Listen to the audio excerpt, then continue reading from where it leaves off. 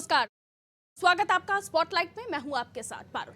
OBC वर्ग को खुश करने के लिए मोदी सरकार ने बड़ा दांव चला है। 127वां संविधान संशोधन बिल लाकर मोदी सरकार ने सभी राज्यों में बैठे उन लोगों को साधने की कोशिश की है जो गाहे बगाहे हमें आरक्षण हमें आरक्षण हमें आरक्षण का जाप करके सरकार की मुसीबतें बढ़ाने का काम करते थे, जिनमें कर्नाटक में लिंगायत हो, हरियाणा में जाट समुदाय हो, महाराष्ट्र में मराठा भी शामिल हैं। तो मोदी फॉर्मूला से एक तीर से कई निशाने साधने की कोशिश हुई है जो आने वाले चुनाव में राज्यों में बल्कि आम चुनाव में भी संजीवनी साबित हो सकती है। लेकिन इस पर भी रार है। इस पर एमपी कांग्रेस का जो कमेंट आया है कि भाई ये सब तो ठीक है, 27% आरक्षण ओबीसी को देना था, उसका क्या हुआ? तो सवाल तो है, लेकिन सवाल तो ये भी है कि मोदी की ये स्ट्रैटेजी कितनी कामयाब हो सकती है। 21 दिन से लगातार विपक्ष का हंगामा, लेकिन उसके बाद इस मामले में सरकार के साथ आ जाना, वो इसकी काट क्या लेकर आएगा? क्या वाकई शिवराज सरकार के लिए मोदी मंत्र आने वाले उपचुनाव और विधानसभा चुनाव के लिए मैजिकल मूव साबित होगा, या फिर पासा उल्टा पड़ सकता है? क्योंकि राज्यों में समस्या एक नहीं है। तो स्पॉटलाइट होगी राजनीतिक पार्टियों के उन फॉर्मूले पर जिनसे वो वोटों की सियासी फसल काटने का सपना देखती हैं, क्योंकि सारी कसरत तो वोटों की है, क्योंकि ये वोट दा मामला है। देखिए रिपोर्ट, उसके बाद चर्चा की शुरुआत।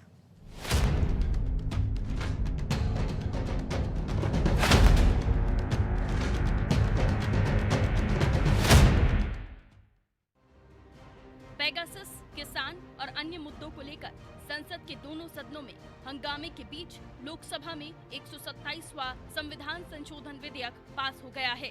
विपक्षी दलों ने इस बिल का समर्थन किया, लेकिन विरोध न के बराबर। लगातार 21 दिन से पेगासस मामले को लेकर हंगामा कर रहे विपक्ष ने इस विधेयक के समय किसी तरह का हंगामा नहीं किया, क्योंकि इस बिल का समर्थन करने में ही विपक्ष की भलाई थी। 127वां संविधान संशोधन बिल के द्वारा आर्टिकल 342(a)(3) लागू किया जाएगा। इस बिल के कानून बनते ही ओबीसी वर्ग को बड़ा फायदा मिलेगा। केंद्र सरकार के इस विधेयक में राज्यों को ओबीसी सूची बनाने का अधिकार दिया गया है, जिसमें कर्नाटक के लिंगायत, हरियाणा में जाट, महाराष्ट्र में मराठा आरक्षण का रास्ता साफ हो गया है।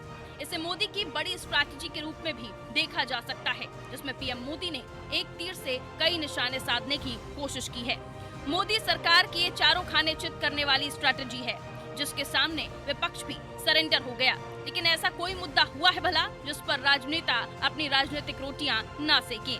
सुनिए कांग्रेस का इस पर क्या कहना है। भारतीय जनता पार्टी की नीति सदैव ओबीसी विरोधी रही है। जहां मध्य प्रदेश के संदर्भों की बात की जाए तो यहाँ मध्य प्रदेश में 3 ओबीसी के चीफ मिनिस्टर पिछले सालों में हुए हैं। आदरणीय उमा भारती जी, स्वर्गीय बाबूलाल गौर साहब, और 16 सालों से शिवराज सिंह चौहान जी काबिज है। पदोन्नति में आरक्षण का मामला आज तक नहीं हो पाया। 56% आबादी इस प्रदेश में ओबीसी की है। 27% उनका आरक्षण जो कमलनाथ जी की सरकार ने घोषित तौर पर किया था, वह भी नहीं हो पाया। इसके विपरीत महाराष्ट्र, तमिलनाडु, राजस्थान, गुजरात, छत्तीसगढ़, हिमाचल, मेघालय और बिहार में तो 30% आरक्षण है। उसके जिन राज्यों का मैंने नाम लिया है वहाँ 27% आरक्षण है। मध्य प्रदेश वंचित क्यों है? उसका सीधा कारण था कि यहाँ ओबीसी को लेकर राज्य सरकार की नीति उपेक्षापूर्ण नहीं है। तो मुझे उम्मीद नहीं है कि इस संशोधन विधेयक का मध्य प्रदेश में शिवराज सिंह जी की सरकार क्रियान्वयन करेगी।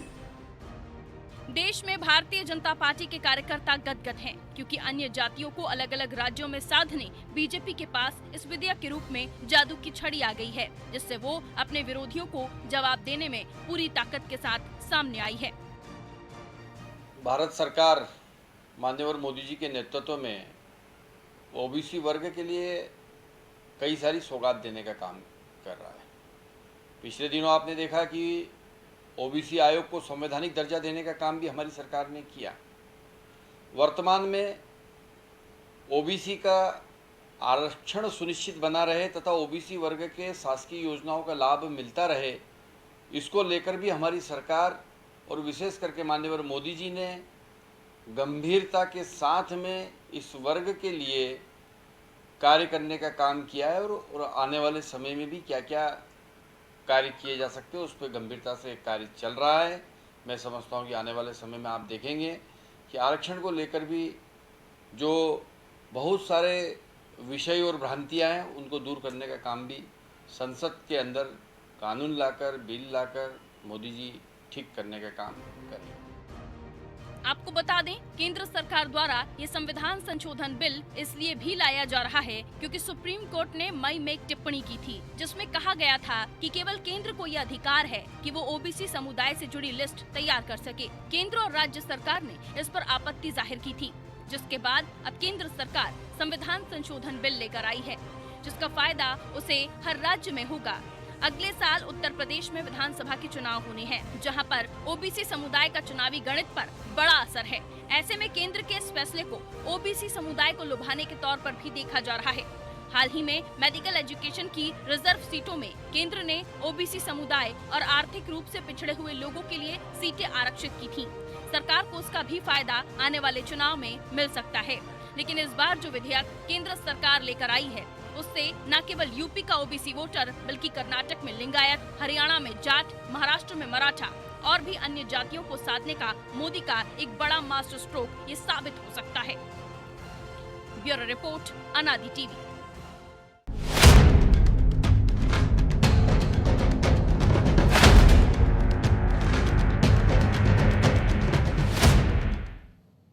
तो चलिए चर्चा की शुरुआत करें, लेकिन उससे पहले स्पॉटलाइट किन बातों पर होगी, किन सवालों पर होगी, वो आपके सामने रख देती हूँ।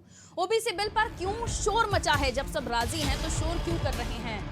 क्यों इसको लेकर इतनी आपाधापी है? समर्थन में विपक्ष, फिर भी सियासत पुरजोर, अलग अलग दल हैं, लेकिन समर्थन तो कर रहे हैं, पर उसके पीछे कुछ और कहानी है। मोदी का मिशन ओबीसी कितना होगा सफल? क्या शिवराज सरकार को अन्य जातियों को साधने में ये मोदी मंत्र मिल गया है? और यदि है तो कितना कामयाब होगा मध्य प्रदेश में मिशन ओबीसी? तो चलिए चर्चा की शुरुआत करूं, उससे पहले मेहमानों से आपकी मुलाकात करा देते हैं जिनके साथ आज हम चर्चा करने वाले हैं। जेपी धनौपिया साहब हमारे साथ इस वक्त लाइव बने हुए हैं, आप उन्हें देख सकते हैं। पिछड़ा वर्ग आयोग के अध्यक्ष है, कांग्रेस का पक्ष रखने के लिए हमारे साथ जुड़े हुए हैं, बहुत स्वागत करती हूँ धनौपिया साहब आपका। भगत सिंह कुशवाहा जी हमारे साथ जुड़े हुए हैं, बीजेपी पिछड़ा मोर्चा के अध्यक्ष हैं, बीजेपी का पक्ष रखने के लिए हमारे साथ जुड़े हुए हैं। भगत सिंह जी आपका भी बहुत बहुत स्वागत। रंजन श्रीवास्तव जी वरिष्ठ पत्रकार हैं, बहुत अच्छे राजनीतिक विश्लेषक, सर का भी बहुत बहुत स्वागत with respect. Ranjan Srivastava sir, सबसे पहले मैं आप ही से इस चर्चा की शुरुआत करूंगी, कैसे देखते हैं आप ये जो तमाम चीजें हुई हैं? क्या वाकई इस फॉर्मूले को लाकर आगे आने वाले चुनाव की तैयारी मोदी सरकार कर रही है? फॉर्मूला कितना सक्सेस होगा और इसके पीछे के एफ एंड बट आप कैसे देखते हैं? क्योंकि कहा जा रहा है अलग अलग राज्यों में अलग अलग समुदाय हैं जो चाह रहे हैं आरक्षण, उन सभी को अलग अलग राज्य साध लेंगे, लेकिन आंकड़ा किसका कम होगा? क्योंकि 50% तो बना ही हुआ है, तो किन्हें कम करेंगे, किन्हें एडजस्ट करेंगे, कैसे देखते हैं सर?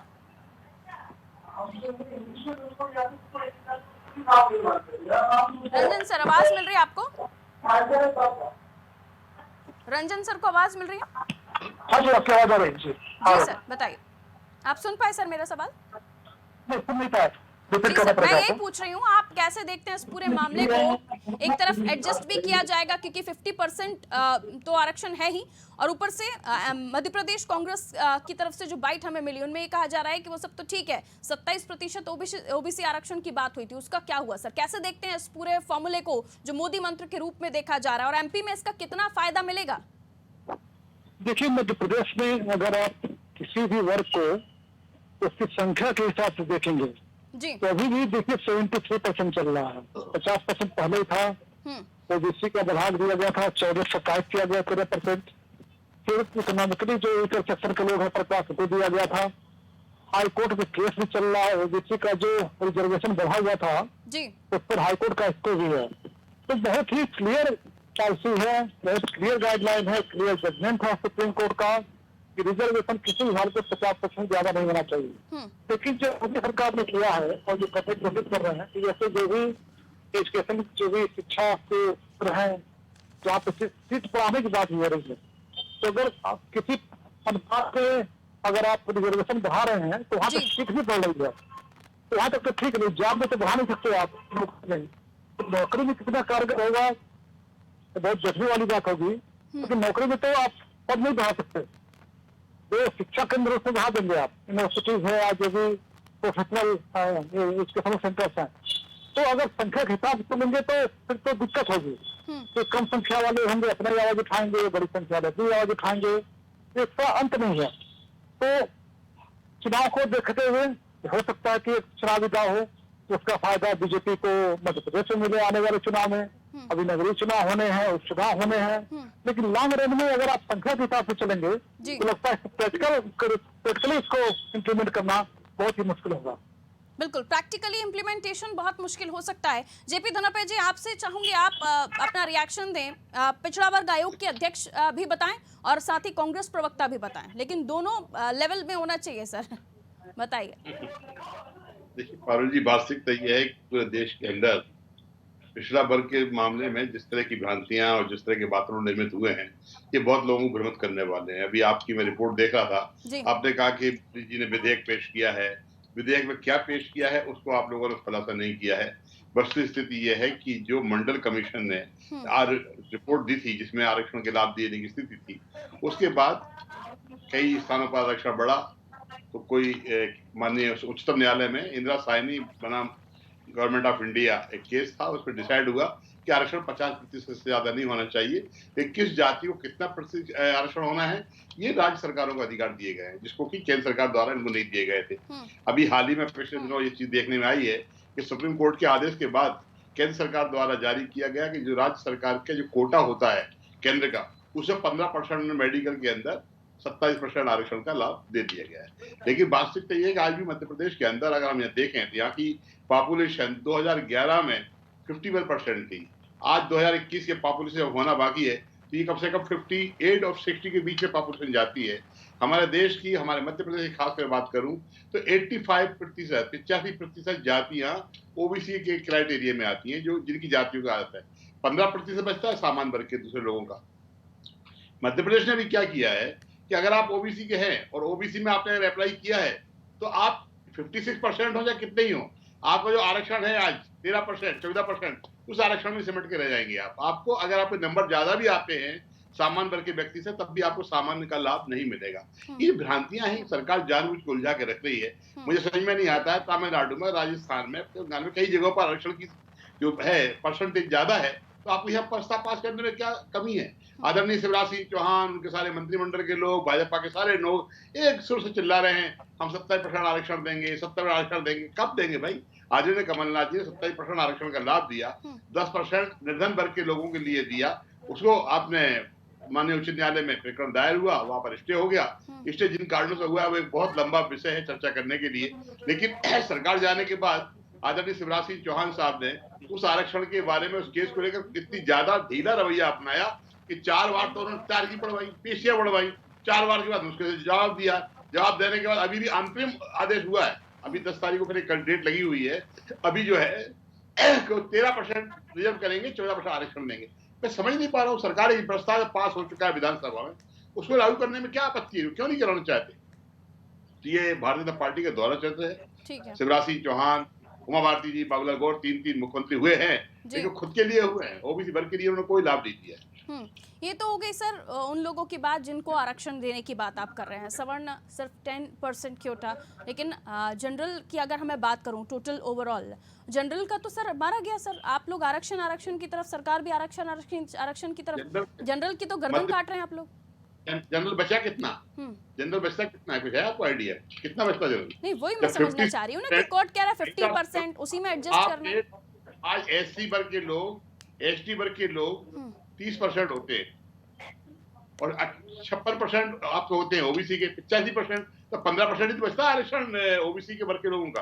आप 15% के माफ से ले लीजिए रिजर्वेशन, बाकी तो फ्री कर दीजिए सबके लोगों के लिए।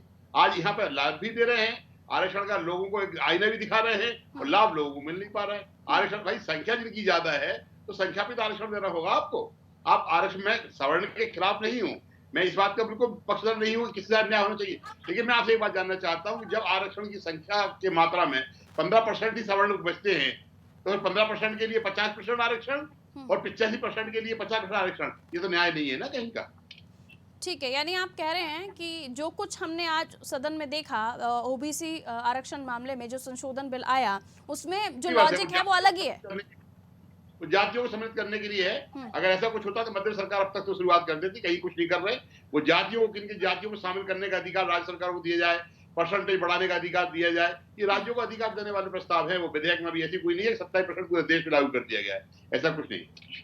ठीक है, भगत सिंह कुशवाहा जी कितने सहमत हैं आप जेपी धनोपे जी की बात से? क्योंकि हम जिस चीज को लेकर बात कर रहे थे, सर ने तो बिल्कुल ही अलग ही लॉजिक दे दिया उस चीज का। भगत सिंह कुशवाहा जी, देखो ऐसा है, सबसे पहले तो मैं आपको स्पष्ट कर दूं कि आज जो लोकसभा में एक अहम विधेयक जो पेश हुआ है, सरकार ने 127वें संविधान संशोधन विधेयक को जो पेश किया, इस विधेयक से सरकार को, जो राज्य सरकारें हैं उनको ओबीसी की जातियों को लेकर जो बड़ी समस्याएं आती थी, जो पहले केंद्र को अधिकार थे और वो राष्ट्रीय स्तर तक जाते थे, उसके धरना प्रदर्शन होते थे, और ये समस्या आज की नहीं थी, ये बरसों बरस देश की जो आजादी से पहले से समस्या थी। और आप और से पूरी जनता जनार्दन और पूरा देश जानता है कि सरकार कितने सालों तक किसने राज किया ये, लेकिन ओबीसी के हित में जो कार्य हो रहे हैं ये अभी जब से मोदी जी आए तब से क्यों हो रहे हैं, ये बहुत चिंतन का विषय है। अभी धनोपिया जी ने कहा कि कमलनाथ जी ने ये किया है, राम जी महाजन जी का बोला है, दिग्विजय, मैं आपसे स्पष्ट करना चाहता हूँ, तब आपको सबको पता था, आपने उस समय लोकसभा का चुनाव था, 27% आरक्षण की आप घोषणा कर रहे थे, तो आपने अपना अधिवक्ता क्यों नहीं वहां पर पहुंचा, पैरवी के लिए वकील क्यों नहीं गया, ये मैं प्रश्न आपसे पूछना चाहता हूँ। हमारी भारतीय जनता पार्टी, हमारे मध्य प्रदेश की यशस्वी मुख्यमंत्री माननीय शिवराज सिंह जी चौहान जी पिछड़ा वर्ग के प्रति बहुत संवेदनशील है, पिछड़ों की चिंता करते हैं, वो हमेशा मुस्तैदी के साथ खड़े। आपको आने वाले समय में दिखेगा, माननीय मोदी जी ने पिछड़ा वर्ग आयोग को संवैधानिक दर्जा दिया, क्रीमी लेयर की आय सीमा 6 लाख से बढ़ाकर 8 लाख की, अभी ईडब्ल्यूएस, एमबीबीएस, डेंटिस्ट के जो मेडिकल के छात्र हैं उनको जो 27% का आरक्षण दिया, और साथ में जो अभी आपने पूछा, मैं आपसे स्पष्ट कर दूं कि माननीय मोदी जी की जो संकल्पना है वो सर्वजनिता है, सर्वजन सुखा है, और जो उनने जो मंत्र दिया सबका साथ सबका विकास, अकेले ओबीसी मात्र नहीं, सामान्य वर्ग ईडब्ल्यूएस के लिए भी उन्होंने 10% का आरक्षण दिया है, वो सबका साथ सबके विकास के मंत्र को चरितार्थ करने का काम कर रहे हैं। कांग्रेस ने हमेशा जो है गुमराह किया, मैं आपको स्पष्ट कर दूं, ये कांग्रेस को लोग जानते थे, लेकिन उन्होंने उसके बाद भी इस लोकतंत्र प्रजातंत्र में जनमत की दृष्टि से जो ओबीसी वर्ग था उसको लुभावने के अवसर दिए, 27% का एक सगुफा दिया, जबकि वो जानते थे तो कर सकते थे, लेकिन उन्होंने क्यों नहीं किया। आज वो एक मुद्दे को लेकर चले, या तमाम प्रकार के पिछड़ा वर्ग के हित के कार्य हो रहे हैं, आरक्षण को लेकर अकेली बात नहीं कर रहा हूँ मैं, तमाम आपको किसी न किसी को माइनस करना पड़ेगा, तब तो ये प्लस करेंगे ना ऊपर से। देखो ऐसा है कि सरकार ने ओबीसी के लिए पक्षधर तो किया है। अभी धनोपिया जी ने कहा, दीदी आप मेरी बात सुने तो, अभी धनोपिया जी कह रहे थे 3 ओबीसी के मुख्यमंत्री दिए भाजपा ने, अपने अंदर सामर्थ्य है क्या? कांग्रेस ने कभी दे पाएगी? कांग्रेस सोच भी नहीं पाएगी कि पिछड़ा वर्ग का प्रधानमंत्री होना चाहिए, पिछड़ा वर्ग का मुख्यमंत्री होना चाहिए, लेकिन भारतीय जनता पार्टी हमेशा पिछड़े वर्ग की हितैषी रही है। क्या? ठीक है, मैं आ रही हूँ। जेपी धनोपे जी क्या कह रहे थे आप? फिंगर अप कर रहे थे। मैं यही कह रहा हूँ, 3 मुख्यमंत्री दिए और मुख्यमंत्रियों ने दिया क्या? और मेरे में तो जो बोल रहे हैं कोर्ट के अंदर उन्होंने वकील क्यों खड़ा नहीं किया, तो बताना चाहता हूं कि वकील स्थिति ये थी कि जो भारतीय जनता पार्टी कार्यकाल से वकील चले आ रहे थे, वही वकील पैनल में थे, उस समय उनको बदलाव हो नहीं पाया था, और उनमें दुर्भावना बस वकील जो थे भारतीय जनता पार्टी जुड़े हुए कांग्रेस पार्टी के नाम पर नहीं थे, वो सरकार के नाम पर थे, उन्होंने सहमति दे दी कि हाँ हम जवाब देंगे, तब तक स्टे कर दीजिए, वो स्टे हो गया। मुझे यही आश्चर्य होता है, आपके कार्यकाल में तो बहुत कुछ बदला था ना। नहीं तो नहीं बदल पाए थे ना सरकार जी, वकीलों की ऐसा है सरकार की, अभी आप बात कर रहे थे, जब आपकी सरकार थी तो आपने चिंता नहीं की, और ये सब एक प्रकार के आरोप लगा के जो गुमराह अपन पिछड़ा वर्ग को कर रहे हैं, ये ठीक नहीं। ये बहुत बड़ा वर्ग है, ये स्वाभिमानी वर्ग है, मेहनतकश वर्ग है, इसको गुमराह नहीं करना। इसकी चिंता करने का काम सिर्फ एकमात्र पार्टी ने किया है, वो भारतीय जनता पार्टी ने किया है। इसकी यशस्वी नेता देश में नरेंद्र मोदी जी है, और मध्य प्रदेश में हमारे नेता शिवराज सिंह जी चौहान है, तो वाकई में सर्वजनिता और सुखाय की संकल्पना। मैं रंजन जी को शामिल कर लेती हूँ। रंजन सर, आप दोनों की बातें सुन रहे हैं, क्या वाकई जेपी धनोपे साहब कह रहे हैं कि 85% तो पहले ही आरक्षण की बात हो रही है, 15% में आपको बाकियों को एडजस्ट करना है, यानी जनरल्स को एडजस्ट करना है, तो यहाँ तो कुछ और ही लॉजिक दिया जा रहा है, और बाकी जो हम लोकसभा में सुन रहे थे, सारी चीज़ों को हमने दिन भर में चीज़ें पढ़ी, वो तो अलग ही बातें कह रही हैं सर। जी देखिए, धनोपे जी ने भी कहा है कि जो कई तरह का मंडल कमीशन शुरुआत की, जड़ तो वहीं से हो रहा था, मंडल कमीशन की रिपोर्ट आई जी, शुरुआत तो वहीं से हो रही थी, और ये जो राजनीति है आपको कंसर्न है पिछले वर्ग के लिए दिल से या फिर राजनीति का है, ये खत्म होने वाला नहीं। सवाल यह है कि केवल मेरा मत है ताकि मैं डिफर करा लूं हमसे कि केवल आरक्षण की बात बोल करके आप पिछड़े वर्ग या जो SC/ST है उनका भला नहीं कर रहे हैं आप। उनको जरूरत है अच्छे शिक्षा संस्थानों की, अच्छे टीचर की, अच्छी सुविधाओं की। आप कहीं भी चले जाइए, गाँव चले जाइए, आप कस्बे में चले जाइए, उनका जीवन का रहन सहन देखिए आप, वो उसमें इम्प्रूवमेंट नहीं है। केवल आप आरक्षण की बात करके अगर सवाल है कि कौन उससे फायदा किसको मिलेगा, अगर आरक्षण बढ़ा भी दिया तो फायदा उनको मिलने जा रहा है जो ऑलरेडी वेल ऑफ है, उसी क्लास में से जिनका जॉब है, जो पैसे कमा चुके हैं, उनका रहन सहन अच्छा है, उनके बच्चे अच्छा ही पढ़ाई करें। लेकिन जो उसमें भी जो निचले तबके के लोग हैं, चाहे SC/ST हो चाहे OBC हो, उनका जीवन का रहन सहन अच्छा नहीं हुआ है। तो अगर पढ़ाई उनकी अच्छी नहीं है, आगे नहीं आ रहे हैं, तो इसका लाभ उनको नहीं मिलने जा रहा है। तो जरूरत इस बात की है कि उनको जो जरूरत है, अगर आप कहते हैं बहुत समय से उन पर अत्याचार हुआ, उनको बेसिक सुविधाओं से, जो इम्यूनिटी से वंचित रखा गया, तो उसकी जरूरत है अच्छे स्कूल कॉलेज की, अच्छी पढ़ाई की, अच्छी सुविधाओं की जरूरत है। उसको अगर आप ऊपर उठाते हैं तो आरक्षण की बात करते जाइए, उससे फायदा नहीं होने वाला है, ना तो देश का फायदा होने वाला है, और इससे केवल अकेले वर्ग संघर्ष बढ़ेगा, जो केवल पिछले सालों में देखते आए हैं। भगत सिंह कुशवाहा जी, बहुत अच्छी बात कही है। ओबीसी वर्ग चूंकि एक स्वाभिमानी वर्ग है, सम्मान के लिए काम करता है और ये सम्मान चाहता है, और अभी जब से मोदी जी आए हैं तो इसको लगातार सम्मान देने का काम किया। वाकई में अकेला जो है अधिकार 27% नहीं, उसको वाकई में सामाजिक रूप से, शैक्षणिक रूप से, स्वास्थ्य की दृष्टि से, रोजगार की दृष्टि से, मतलब दसों दिशाओं में उसका विकास होना चाहिए। और वो विकास करने का काम ओबीसी वर्ग के लिए सिर्फ एकमात्र पार्टी कर रही है, वो भारतीय जनता पार्टी कर रही है, जिसके नेता देश के अभी जो आप जिस फॉर्मूले को लेकर हम बात कर रहे हैं सर, 127वां संविधान संशोधन विधेयक जो हमने देखा, उसको लेकर बात हो रही है, तो क्या इसके आने के बाद हम एजुकेशन को लेकर बात कर रहे हैं? इस आरक्षण से एजुकेशन लेवल वेल हो जाएगा, डेवलप हो जाएगा? उससे कई हमारी जो जातियां हैं, जिनको कि कई प्रकार से आंदोलन करते थे, जातियों को जुड़ने में, नाम जोड़ने में समस्या आती थी, है ना कि जो आंदोलन हो रहे थे उनको थामने के लिए ये पूरा फॉर्मूला अपनाया गया। लाभ मिलने वाले पूरे राज्य सरकारों को देने के कारण किसी भी जाति को रखने का अधिकार ओबीसी के अंदर जो है, उसको करने का अधिकार राज्यों के पास होगा। जी और जीने दो वाला फार्मूला, उससे हर जाति सक्षम होगी।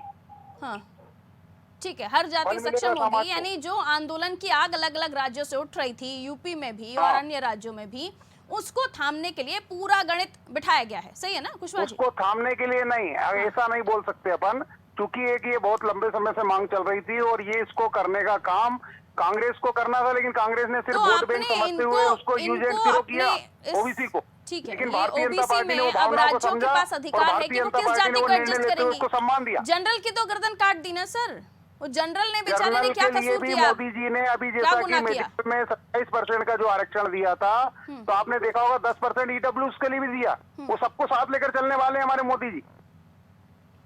ठीक है, लेकिन एक एजुकेशन वाले मामले में झुंझुना पकड़ा दिया आपने बाकी लोगों को।